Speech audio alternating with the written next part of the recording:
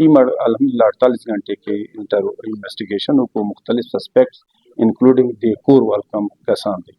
तफ्तीश दौरान کې چې کله ما CCTV فوټیج وکړه نو آی کې د ما شک پیدا شو چې دې کې دا څه خبره ما ته دروغ ښکاري. ضرور پهله نه ډیر زیات قرضدار یو او د دې وجه نه د دې یو ورور د دې کور نه کډه مغشتواته پیلو سودو یاسین کارو کو چې موږ باندې دی هغه سیول کوارټر کې پایر شوی دی او وسیم وفاشي او زخمی. السلام علیکم ګرانو کتونکو زم دین محمد مومند او دا وخت تاسو ګورئ پرایم ډیجیټل کہانی د بالا ماڼۍ تانی پادوت کې د دې میاشتې په 19 تاریخ باندې د فایرینګ یو واقع شو چې په هغه کې دوه ورونه یاسین او واسیم چې د په یو گاډي کې پاجب خان روډ باندې روانو د فایرینګ واقع پیښ شو په دې کې یو کس زخمی شو او بل مړ شو. کم چې زخمی او مدعي او هغه چې د پولیس ته غلط بیاني کړې و او په اخر کې دا کیسه سبل رنګ و. دی حواله سره به مونږه SPCT شاهد عدنان صاحب انویسټیګیشن افسر او متعلقه تانی DSP او SHO سره خبرې کوو راځي مو سره. ګرانو کتونکو دا وخت SPCT شاهد عدنان صاحب سره ولاړم ډېر معلومات کوم چې ټول مخکې خدای وایي چې دا ملزم څنګه کړی شو. بسم الله الرحمن د 11 تاریخ باندې شپې 12:30 بجې په ټایم باندې دوه ورونه دي یو یاسین دا او یو عاصم دا خپل ورور وسیم کو نه روان شوی باجوړی کېټ نه خدا کله او رسیدو دلته انور میډیکل سٹور انور میډیکل سنټر ته خدا مدعي دا وایي روسو بیا ملزم ثابت شو چې دلته یو کس ولاړو هغه مو ته اشاره وکړه چې یعنی موږ سره روان شو کېناستو روان شو دغه ته چې زه تاسو سره ځم او ما واقف نه وم دا ما ورور واقف وم. ګرانو کتونکو دا وخت د مقتول عاصم ورور سره ولاړ یم دینه به معلومات کوو چې ټول نه مخکې دا وایي چې دا پیښه د تاسو څنګه خبر شو.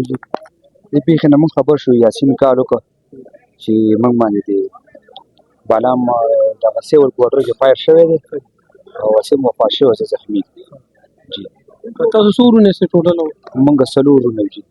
نو دا چې څه دا واقع وشو لاغې نه پس به تاسو الته لاړ جی موږ ته لاړو چې ته لاړو وسیم وفاشي او دا بیا موږ گاډي کې راکینو هسپتال ته راوستل. تاسو دا ورور چې کوم دا 8 کروڑ روپے قرضدار دا دومره پیسې دی باندې څه کې وختي درجی دی په سولر کار کول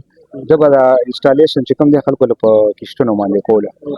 او اته لیک پړم نو کړي او نه د تعلیمو نو دوس لیک پړم نشته دی او دا پته نه وی چې د چا سره دی او چا سره نه دی دا علم اوس مونږ ته نشته دی. تاسو چې کوم ورو گرفتار دی خو یاسین نوم دی چې د یاسین نامه ده خدا و چې کوم د پیسې وختي وی او د استاورو باندې واته کروڑ دی کې دینه چې د کور کې تاسو خبر و یا تاسو سره مشوره کړی و یا تاسو ته ویلو چې را د دې مسله کې نه ختم نه جنا تفصیل سره وایي دې مونږ ته دې سنو ویلي زه ته خپل بیلو سیګم او د دې او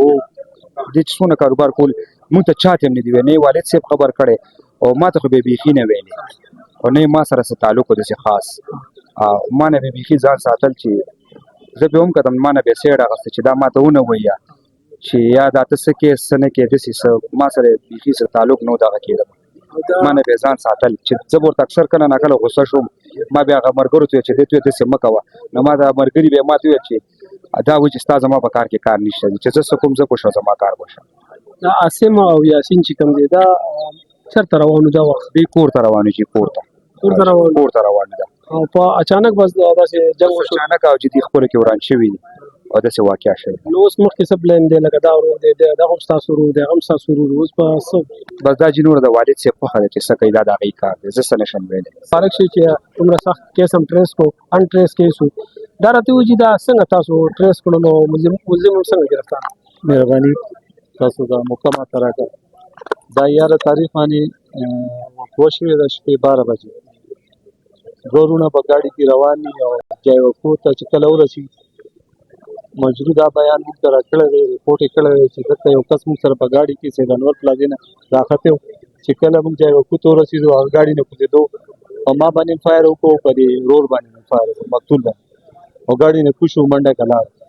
هغه رپورټ باندې موږ FIR وکړو تفتیش ورګما جاری کړو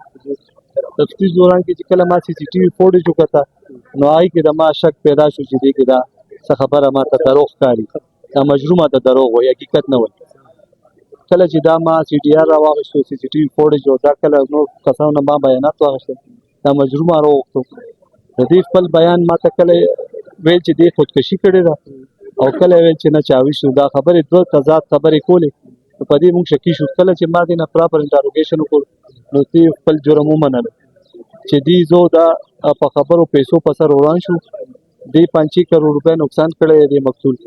او ما ته وایي چې دا به وکړم هغه به وکړم او سبا موږ چا سره 5 کروڑ 40 लाख روپو ټایم د دې پیسو ورکولو. ما ورته وایي چې دا پیسې به ته چېرته نه ورکړې، تا سره 1 روپۍ نشته. نو په دې خبره ما دې لاس واچولو. دې سره تماچه وه، هر وخت به تماچه وه. پهله ډز مقتول سره एकदम دې تماچه روغه زه داسې سیټ کې ډډ وم. دا ما په دې جیب کې موبایل فایر چې په ما وکړو ما موبایل ولګېدو، زه زخمي شوم.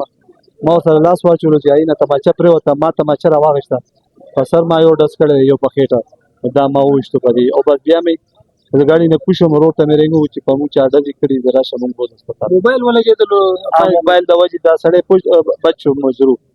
او د دې موبایل خو لګا په سایډ باندې فایر شوی دی، سینې سره دا کراس شوی دی، سینې معمولي زخمي شوی بچ شو هغې د وجې. نو دې لاس واچولو، تماچه دې لاس ته ورغله، هغې فایر دومره نقصان او دومره غټې روپۍ په څه کې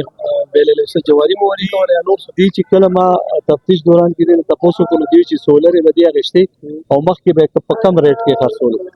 لکه واټ 45 روپۍ واټ و نو دې به په 35 روپۍ واټ 10 روپۍ وجه بس دې باندې نه پوهېږي چا سره به نه سلا کوله نه مشوره چې کله حساب کتاب یې کولو نو هغه ډېر کروڑو روپو نقصان یې کړ او خلکو نه به یو نه به اخېستی په بل به یې خرڅول. دې تفتیش کې تاسو څوک شامل کړي؟ صرف دا زخمي و که نه د کور نور افراد هم؟ نور افراد د دې مشر وروره ما راوښتی و، د دې نور فیملي تره زامن مې راوښتي وو. اوس مې د هغې راوښتي نور کسان چې چا نه دا کاروباري سلسله کې چې ډېرې پیسې اخېستې وي یا سولر یې خرڅې کړې نو هغې مې هم راوښتي زیر تفتیش دی نه به زه بیانات تعلم. لکه دیو دا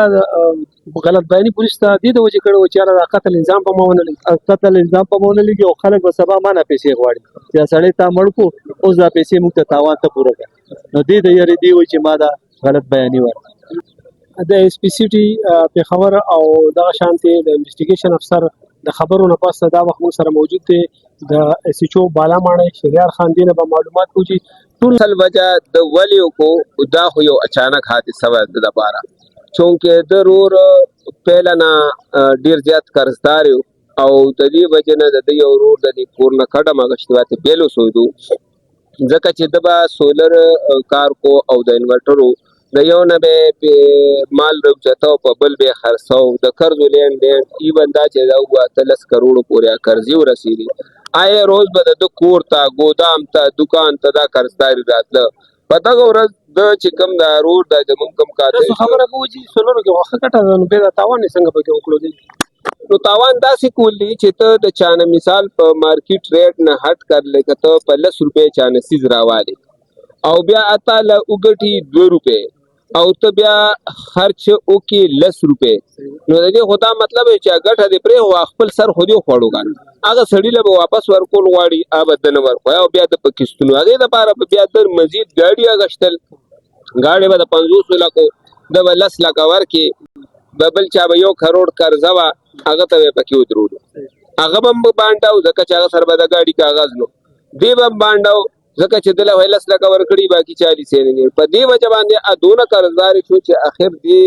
چونکې موږ ته خو رپورټ د انیشلی فیک کړی انټریس مرډر موږ پرچه ورکړې وه. بیا چې کله ده ته موږ دا ټول ایویډنس کېښود چې په سی سی ټي وي کیمرې کې د دریم کس وجود د سره شته نه.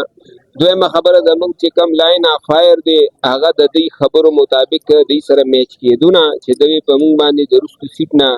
فایر شو. نو بیا خو په کار دا وه چې دا د شا نه لګېدلي وو جبکې دا د مخې د سایډونو نه لګېدلي وو لیفټ او رایټ سایډ نه. نو چې کله دوی سره د ده نه موږ سوایپ واغشتل او آی ټي نه موږ مدد واغشتو چې کله سی ډي آر راغی او لوکیشن یې موږ د دې واغشتې نو ما سیوی د دې 2 روم نه په موټر کې بل څوک وونه د ده نه سوایپ موږ واغشته هغه هم موږ یې فیسل ته ولیږل چې که چېرې ده په لاسونو باندې د فایر هغه ذرات پراته نو هغه دوران کې بیا دې موږ ته بریک شو. د موږ ته ویلې ولنټیرلی چې یاره ما نه غلطي شوې وه. ما دا رپورټ په دې وجه فیک کړی چې چونکې زما ورور خو ډېر زیات کروڑونو روپۍ قرضدار دی، که زه ووایم چې دا ما وویشتو نو دا قرضداري به ما ته په کور کې کینی بجای د دې چې زه ووایم چې انون کسانو نو که سبا چا تنګولم نو یو قسم له به دا زه ترټ کوم چې دا زما ورور تاسو ویشتی دی. نو ده د خپل بچګانه ذهن مطابق په دې وجه فیک رپورټ وکړو اوس ما دا ستاسو وړاندې ولاړ دی خپل غلطي مني د رپورټ غلطي مني او په دې قتل کولو په پیمانه مني. فایرینګ کې خو دا ملزم هم زخمی شوی و کنه دا پیله فایر چې کم دی مقتول کړی دی پته خو چونکې دې بچ شوي دی د سرسري دا سینه لګېدلې ده او د ده جیب کې موبایل پروت و آیفون لګېدلی و نو دې الله پاک بچ کو نو ده په هغه حمله کړې د هغې دوران کې هغه نه تماچه چې غورځېدلې نو ده راغشتی ده بېګا فایر کړی. دا راتللی سیچو صاحب مقتول چې کوم دی نور څه نشې تماشې کولې دا دومره پیسې خرابې کړي د مقتول باره کې صرف د عیاشۍ او د فضول خرچې اورو نور د نشې لا داسې هغه نشته داسې موږ ته مخې ته نه دي راغلي هغه صرف دا اورو چې او د جینکو او د پاټیانو او د عیش عشرت او د ښه خوراکونو د ښو خوږاړو او شوق پې ساتلو جبکې انکم یې دومره نو. ګرانو کتونکو څنګه چې تاسو د سیچو بالا ماڼۍ شهریار خان خبرې واورېدې دا وخت موږ سره ملزم هم ولاړ دی خو د عدالتي پابندۍ د وجې چې کوم دی ملزم سره موږ خبرې نشو کولی. ګرانو کتونکو د اس پی سی ټي شاهد عدنان صاحب دغه شانتې سیچو بالا ماڼۍ انویسټیګیشن افسر او د مقتول او د ملزم ورور خبرې تاسو واورېدلې. په دې راپورټ کې یو ډېر غټ عبرت دی چې یو ورور راپاڅېدلو خپله خور یې ننګ وکړلو بل راپاڅېدلو هغې چې کوم دی د خپلې خور پیسو په سر سودا وکړله او پولیس ته هم موږ خراج تحسین پیش کوو چې